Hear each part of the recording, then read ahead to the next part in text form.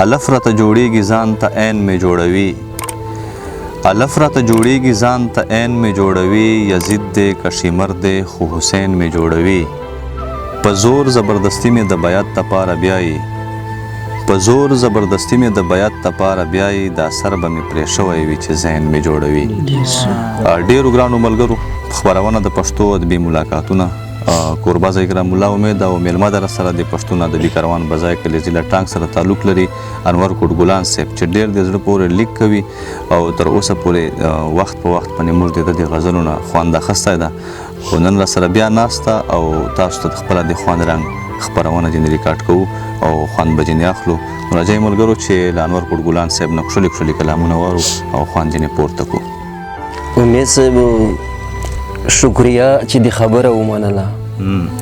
شکریه چې د خبره ومنله په رقیب مې خپله بره ومنله ډېر ښه چې په هر لمانځه کې تل ساوي وباسم عشقه اوس مې د ټکره ومنله ډېر ښه د معافي لفظ او بیا د یار د خولې نه د معافي لفظ او بیا د یار د خولې نه شکر خدایا نن یې هره ومنله چې زما زړه ورته کېږي زه یې وړی شم چې زما زړه ورته کېږي زه یې وړی شم په هر چا مې دا په نره ومنله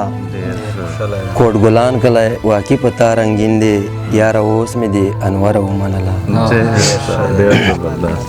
د یوه بله غزل ده موږ رڼاګانې خوروو موږ رنګونه ویشو موږ رڼاګانې خوروو موږ رنګونه ویشو موږ د خلکو غوندې نه یو چې غمونه ویشو موږ د همن سره لګي موږ د همن خلک یو موږ نه بدۍ کوو او نه په چا دردونه ویشو په خپله راچشي او خپله غلطي ومني په داسې ورځ کوو خوښي او خیراتونه ویشو د خواږه رنګ سره د خوږ نوم وي څه بله مزه د خواږه رنګ سره د خوږ نوم وي څه بله مزه خواږه خبر کو موږ خواږه خواږه نامونه ویشو اخیری شعر ده انوره ولې به مو خلک احترام نه کوي انوره ولې به مو خلک احترام نه کوي موږ په هر قدم په هره لار ګلونه ویشو ګرانو ملګرو دا انور کوټګلان صاحب ښکلي غزلونه در سره پیش کړه موږ خوندونه ځینې پورته کړه تاسو به خوند ځینې پورته کړی وي خو دا وخت د مور د پروګرام وخت هم سر ته رسېږي